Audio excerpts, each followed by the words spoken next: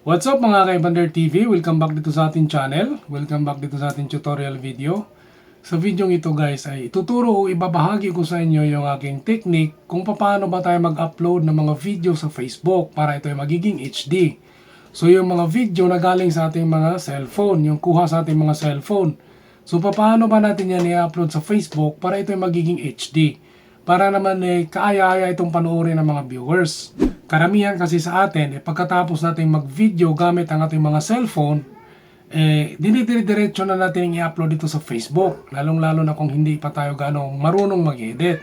Then, nadidisappoint tayo or nadidismaya tayo pagkatapos na natin mapanood yung in-upload nating video dahil hindi pala ito ganun kaganda kagaya ng ating ina-expect o inaasahang video quality. So siguro nga dahil hindi natin nasunod yung requirements o yung tamang pag-upload ng mga video sa Facebook para ito ay magiging HD.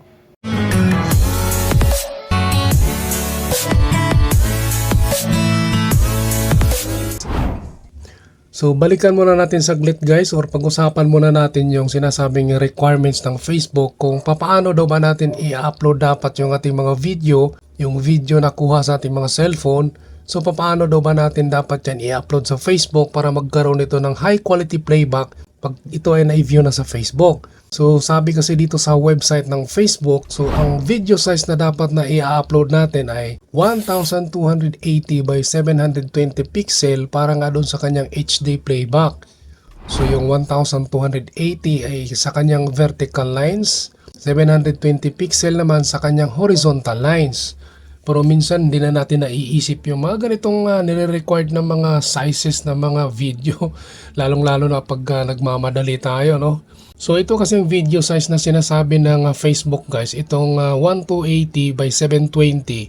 Ito yung nire-recommend ng Facebook kasi nga ito yung minimum na video resolution para sa HD playback. Then ito rin yung size na to, yung best na video resolution sa mahinang internet connection. So ibig sabihin pag nanonood tayo ng mga video sa Facebook at ganito yung size ng video, so maganda pa rin siyang panoorin kahit na mahina yung ating internet connection.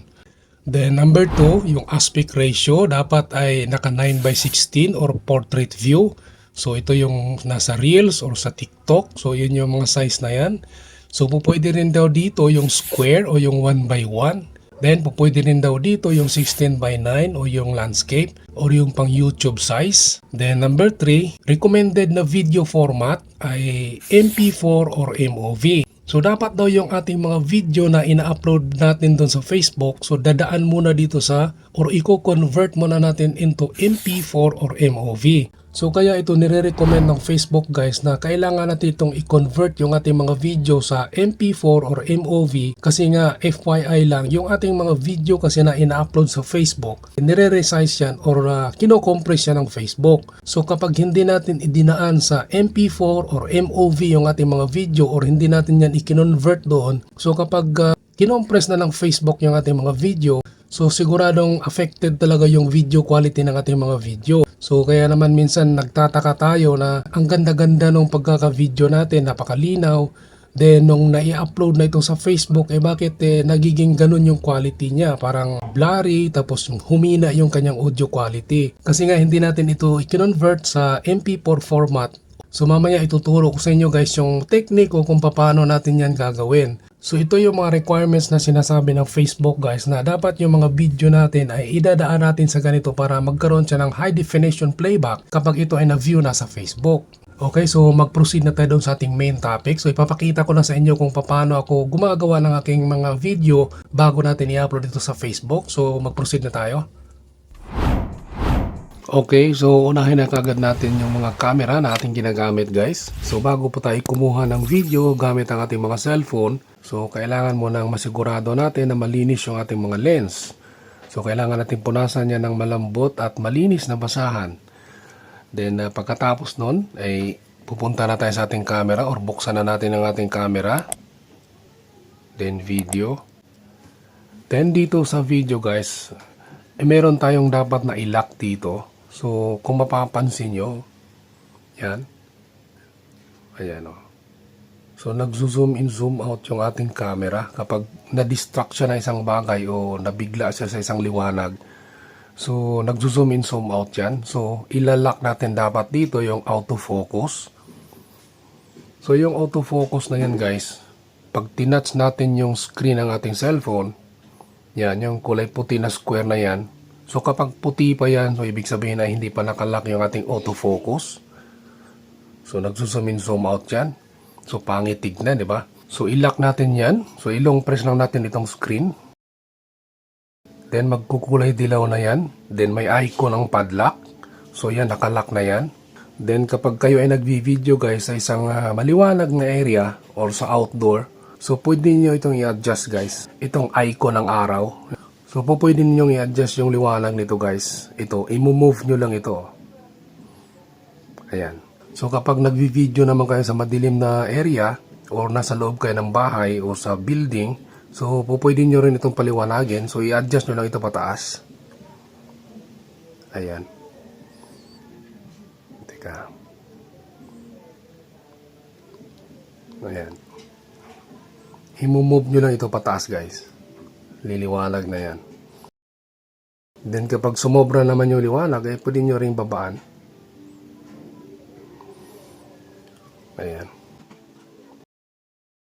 Then, ang susunod na gagawin natin guys ay isagad na kaagad natin yung ating video resolution. Halimbawa, ang cellphone nyo ay may capacity na 4K video resolution. So, isagad na kaagad natin. So, bago tayo mag-video, so siguraduhin natin na nakasagad na itong ating video resolution sa pinakamataas na video resolution. So, kung ang cellphone nyo ay ang highest na video resolution is 1080p, so i-transfer nyo yun sa 1080p. So kung naka 4K naman kayo ay isagad nyo na kagad sa 4K. Pero siguraduhin lang natin na tayo ay merong sapat na storage space. Then pagkatapos nyan guys ay mag-uumpisa na nga tayong magkumuha ng ating mga video.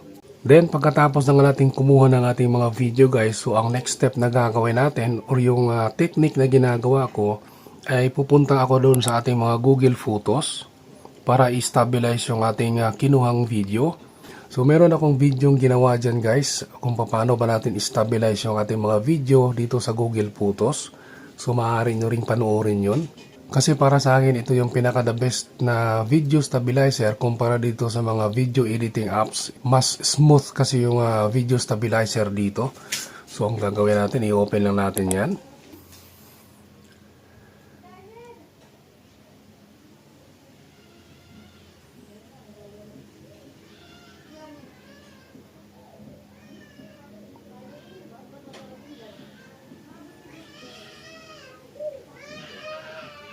Then pagkatapos na nga natin ma-stabilize yung ating mga video guys, so ang susunod na gagawin natin or yung susunod na ginagawa ko ay pupunta na kagad tayo dito sa ating video editor. So kung hindi naman kayo nag-i-edit, i-skip nyo lang itong sa editing. So mag-download na tayo ng video converter or compressor. So proceed na kagad tayo sa ating Google Play Store.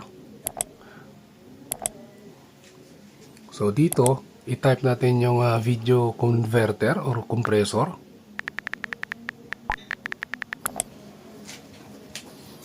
So dito guys ay hindi na ako magre-recommend sa inyo kung anong klaseng video converter ang ating gagamitin. So dahil marami naman dyan na mga kilalang video compressor or converter. So ito yung sa akin kasi mas smooth sa akin gamitin to. So dito ako kampante. So ito yung ginagamit ko lagi. So i-install natin.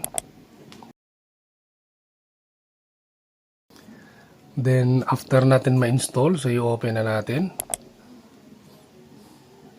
So dito ay i-compress na natin yung ating video guys. So i-convert na natin ito into MP4.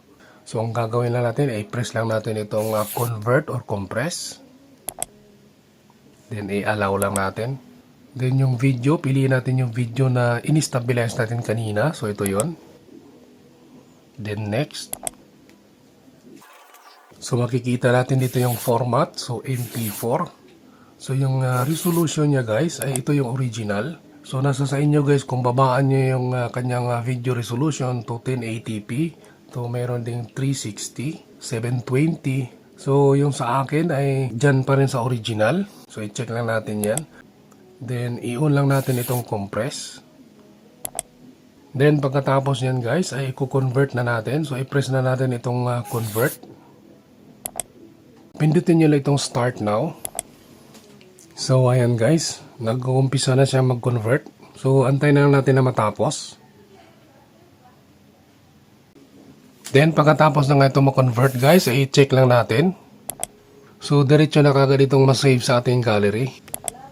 Then pag natapos na nga natin yun lahat guys, so pagkatapos natin kumuha ng video, then na-stabilize na rin natin, then na-convert na rin natin into MP4 format. Then ito na nga yung pinaka last part niya guys, yung pag-upload na ng ating mga video sa Facebook. Ang ginagawa ko rito guys, ay hindi ako dumadaan dito sa Blue Facebook application. So wag po tayong dumaan dito kasi nga siguradong lalabo po yung ating mga video kapag ito ay na-view na sa Facebook. So ang sikreto po natin guys ay dito tayo dadaan sa Google Chrome. So i-press natin yan. Then i-type lang natin dito yung facebook.com.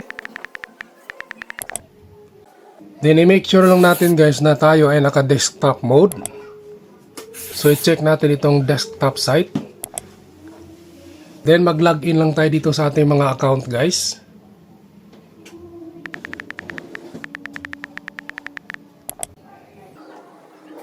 Okay, so ito na yung ating account guys. So dito na natin i-upload ang ating ginawa kaninang video.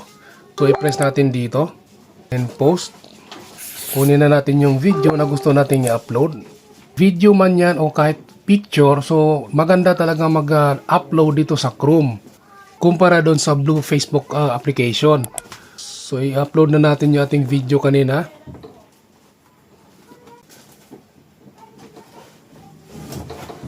So ito yun. Ayan. Then caption na natin.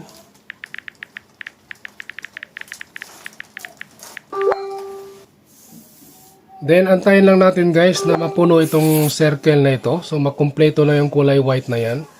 So kapag nakumpleto na yan guys, ay po pwede na natin i-press itong post.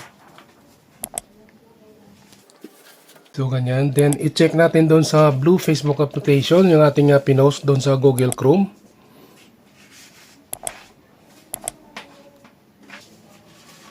So ito na guys, yun. Upload na yung ating in-upload kanina doon sa Google Chrome. So ganito yung technique ko guys pag nag-upload ako ng video o kahit na picture dito sa Facebook. So yun yung mga proseso na ginagawa ko kapag ako ay nag-upload ng mga video or picture. So lalong lalo na yung video. So ganito po yung style ko guys.